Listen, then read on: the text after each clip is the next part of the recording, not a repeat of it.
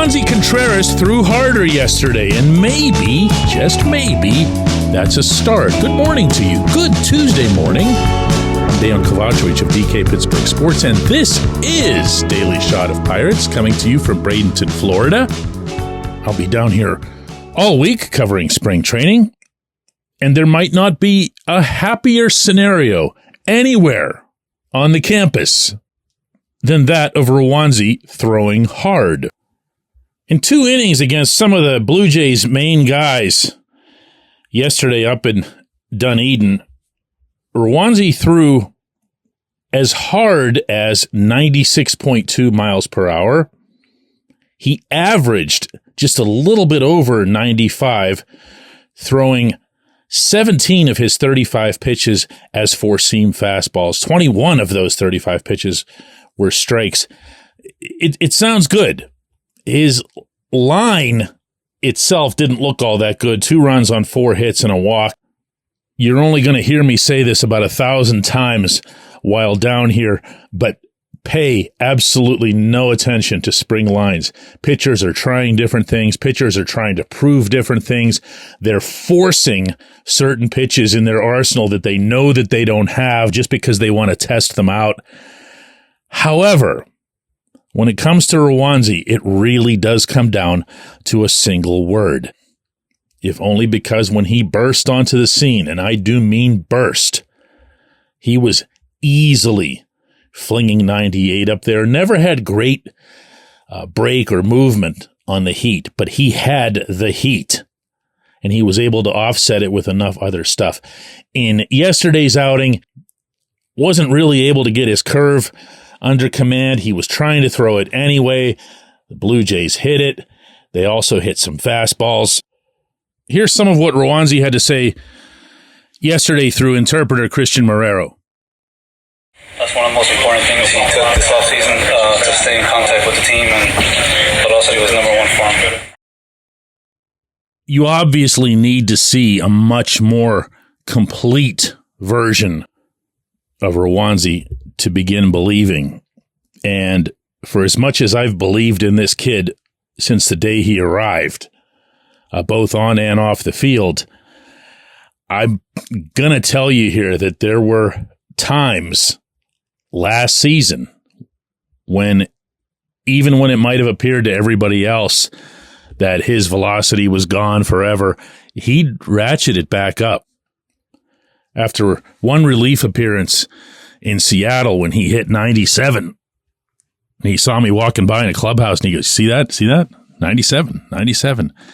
Well, it's because he's rearing back. Now, the promising aspect of this outing yesterday is that he was consistently above 95. That matters a lot more than him peaking out at 96.2. Look, I don't mean to fuss over every single pitch of somebody's first spring outing. Roansy's just that important. He is.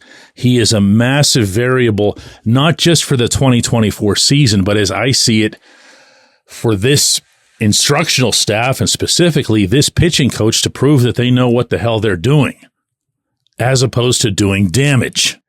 Because let's be honest, it's difficult to have faith in any facet of anything that's happening within the Pirates if you don't believe that they're getting the proper coaching.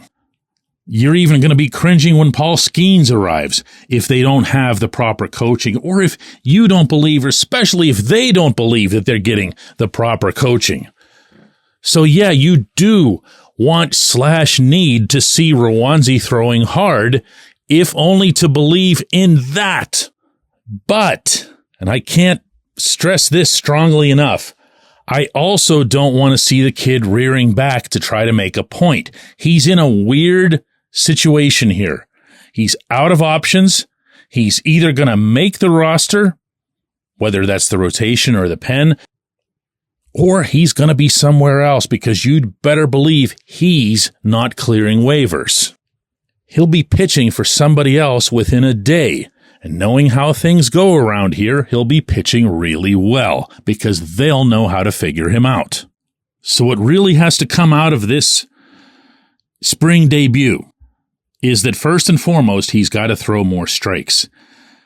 18 out of 35 pitches for balls ain't it. He's also got to command his curveball infinitely better than he did. And then let the four-seam velocity become a thing within that. To the pitcher, it doesn't have to be portrayed as the top priority. It is the top priority, but he doesn't need to hear that. He doesn't need to be thinking about that. The old Roansy wasn't thinking about his velocity. He just let it fly, free and easy. That's where this has to go. When we come back, J1Q. This portion of Daily Shot of Pirates is brought to you by our friends at Northshore Tavern. That's directly across Federal Street from PNC Park. It's home of Steak on a Stone, an eating experience, underscoring the word experience. The steak is brought to you partially cooked on an 800-degree stone, and you do the rest. It's a ton of fun, it's a great meal, and it's a baseball atmosphere like no other in Pittsburgh. Northshore Tavern, right across Federal Street from PNC Park.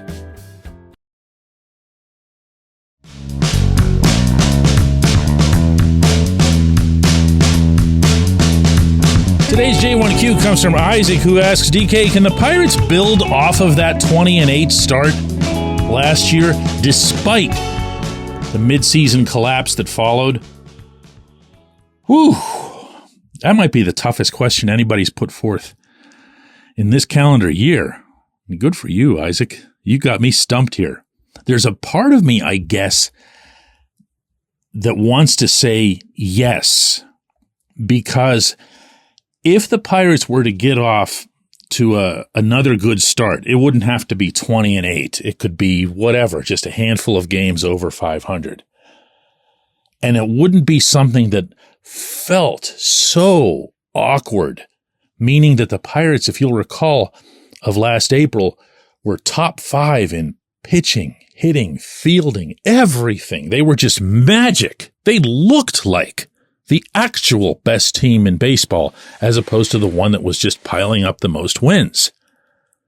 If they can just do something that's in that spirit, 5-6 games over, I'm not making any predictions here, obviously, then you'll at least have last April to lean on to make it seem like it's something they could continue, because they did it once before.